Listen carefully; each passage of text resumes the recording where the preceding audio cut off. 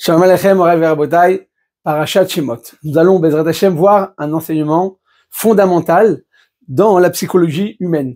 Rabbi Chaim Shmulevitz, dans son enseignement Sichot Moussar, vient nous donner Rabotai ici le secret de tous les enseignements modernes de notre époque qui tournent autour du coaching et toutes sortes d'enseignements qui ne sont pas toujours très profonds. Mais voici Rabotai le Yesod, voici le secret et voici le fondement de cet enseignement. De quoi s'agit-il, Rabotai? Il s'agit tout simplement du Ham Israël lorsqu'ils sont tombés dans cette situation d'asservitude. Comment, nous pose la question, Rabbi Chaim Shmulevitz, comment Ham Israël est passé d'une situation de respectabilité dans laquelle ils étaient attachés au roi, au vice-roi, à Yosef Hatzadik, et ils sont passés, de manière si brutale à une asservitude tellement basse, et ils sont tombés tout en bas, de devenir les serviteurs des Égyptiens. Comment c'est possible de passer du tout au tout? Alors Rabbi Chaim Shmulevitz nous donne l'enseignement, écoutez bien. Il dit en réalité, tant que Ham Israël était conscient qu'ils avaient un père, qu'ils avaient une personne haut placée qui était de leur famille, elle s'est dit, bon, on n'a rien à craindre,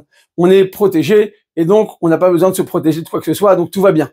Quand Yosef Hatzadik est mort à l'âge de 110 ans, il restait encore ses frères. Ses frères, ils ont vécu plus longtemps, et effectivement, ils se sentaient ok. On a perdu effectivement le vice-roi, mais on a encore des gens qui sont haut placés, des gens de haute valeur, donc on n'a rien à craindre.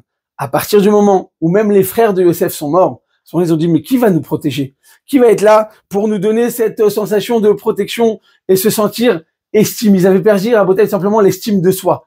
Et quand un homme, il perd sa propre estime, son estime de soi, son amour propre, il devient vulnérable. Il peut tomber dans les mains du Yetzer Hara. Il peut tomber dans les mains du premier venu avec de mauvaises intentions. Parce que quand une personne, elle n'est pas consciente de son potentiel, de sa grandeur, alors à ce moment-là, elle est vulnérable. Quand un homme, il dit, mais moi, ce n'est pas de mon rang, je peux pas agir de cette manière. Alors il est fort, il est puissant, il va retirer, il va chasser le mal avant qu'il s'approche de lui. Mais quand un homme se sent faible, se sent bas, et il n'a pas d'estime de sa personne, à ce moment-là, il devient vulnérable. Ce principe Rabotai, il est essentiel. Il est appelé la respectabilité. C'est pas seulement du respect, c'est se sentir honorable. Quelqu'un qui se sent Rabotai élevé, qui a une haute estime de soi, à ce moment-là, il est très fort, il est puissant. C'est ce que nous dit la Torah. Vayamot Yosef vechol echav vechol adoraou. Yosef est mort et ses frères sont morts et toute cette génération. Pourquoi cette redondance? Pour dire qu'en réalité, Rabotai, leur manque d'estime de soi, elle a été faite en crescendo, elle a été faite graduellement. Et à ce moment-là, ils sont devenus vulnérables, ils sont tombés dans les mains du Yetzer Hara. Donc, tant qu'il y avait encore un des 70 membres de la famille de Yaakov Avinu, ils se sentaient puissants et personne ne pouvait leur approcher, les approcher ou leur proposer de devenir des serviteurs. À partir du moment où ils se sentent faibles, ils se sentirent affaiblis, à ce moment-là, ils sont tombés dans les mains du Yetzer Hara. Il faut savoir que c'est la meilleure arme contre le Yetzer Hara. Il n'y a pas besoin de sous-entendre, on dit, moi, je suis pas rabbin, mon père n'est pas rave, donc c'est normal que j'ai fait d'avoir dans bataille. Non. Quel que soit notre rang spirituel, si un homme se sent respectable, il se sent grand, il se sent fort, il se sent puissant. Il a une haute estime de soi, alors il tombera jamais dans les mains du Yetzer Hara. Et ça, Rabotai, il faut savoir que le Yetzer Hara, au début, il nous attire dans des choses qui sont permises. Au début, il te dit, vas-y, fais telle chose. C'est permis, il n'y a pas interdit. Mais il va ancrer, il va faire insérer en toi, son venin, et après, tu vas tomber. On a vu ça chez Chava. Quand Adam et Chava, au début, le Nachash, il est venu, le serpent, il est venu, il a poussé Chava, il a dit, pourquoi tu t'approches pas de l'arbre? Il a dit, Dieu m'a interdit de toucher. Il avait permis de toucher, il avait interdit de manger, mais elle avait rajouté une interdiction. Il dit, tu vois, t'as touché, t'es pas morte. À ce moment-là, il dit, effectivement, je peux maintenant, on va se permettre de tomber dans les terres. C'est-à-dire que finalement, si une personne, elle a une haute estime de soi, elle tombera jamais. On a vu ça chez Yosef Hatzadik. Yosef Hatzadik, il a refusé de tomber. Il a refusé de fauter. Il a dit pourquoi? Il dit parce que regarde, Madame Potiphar, tu me proposes de fauter, mais en réalité, si je faute, qu'est-ce qui va se passer?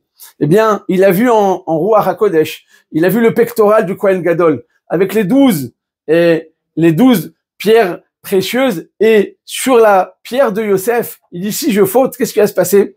À ce moment-là, il va manquer, ma pierre va être manquante. Comment je peux arriver au Beth Amikdash? Les gens me disent, mais pourquoi il a pas de pierre précieuse? Parce qu'il a fauté avec une femme. Alors cet homme-là, il est de moindre valeur. Je vais perdre mon estime aux yeux de ma propre personne, aux yeux des autres. Non, je refuse. Il faut se sentir toujours respectable. Dire non, je refuse d'agir de cette manière. Ou bien, nous dit le Midrash également, le Midrash nous dit que Yaakov Avinu, il a dit à son fils, regarde, sache que mes enfants, Hachem va se dévoiler chez vous en pleine nuit. Et si en pleine nuit, je suis en train de faire une avéra, peut-être que les Yetzer Hara à nouveau vont dire, tu vois, t'as fait une avéra, donc t'as fait trop de péchés. Et c'est la même chose, eh bien, avec la femme de Potiphar, il dit, je ne peux pas me permettre d'agir mal, parce que je vais perdre ma stature, je perds mon rang, je perds tout simplement, eh bien, ma respectabilité. Avoir haute estime de soi, c'est pas de la gahava, c'est pas de l'orgueil mal placé, au contraire, c'est se sentir respectable, se sentir une grande personne. Et ça, c'est un yesod, c'est un fondement incroyable dans l'éducation de soi et de nos enfants. Dire, écoute, mon fils, ne te laisse pas aller à ce genre d'action parce que tu es quelqu'un d'honorable, tu viens d'une grande famille, tu viens, eh bien, tu es un fils d'Akadosh Baruch Hu, tu es une fille de roi, de reine, tu es une princesse. Donc si tu es une princesse, tu ne peux pas agir de telle manière. Et c'est comme ça qu'on comprend la Gemara dans Sota, page 3, qui nous dit que En Adam Chote Elam Ken Nichnasbo Ruach Shtut. Quand est-ce qu'une personne elle faute? Quand un vent de folie rentre à lui. Alors quand un vent de folie rentre en lui, il va commencer à fauter. Mais pour pouvoir arriver à fauter, il faut d'abord que j'ai perdu la tête. On te dit en réalité, Rabotai, au départ, eh bien tout simplement, la personne n'a pas envie de fauter, mais elle se met près du puits dans lequel elle peut tomber. Et dès qu'il y a un vent fort, elle va le faire tomber dans le puits. Donc c'est pas de sa faute, on te dit ici. C'est de sa faute parce qu'au départ, elle aurait dû se protéger. Si je suis conscient de ma valeur, de mon estime de soi, de ma respectabilité, jamais je m'approcherai de ce genre de situation. C'est parce que j'ai perdu l'estime de soi que je me mets dans une situation dangereuse. Et à ce moment-là, le vent il est venu, m'a fait tomber dedans en Rabotai. C'est-à-dire qu'en réalité, eh bien, c'est la meilleure arme contre les Tserara. C'est cette respectabilité qui va me permettre de chasser et, eh bien, ces forces obscures qui sont en moi. Et de cette manière, je vais toujours me sentir honorable, grand, fort et puissant. De cette manière, je ne vais pas tomber dans les bras du Yetzirah.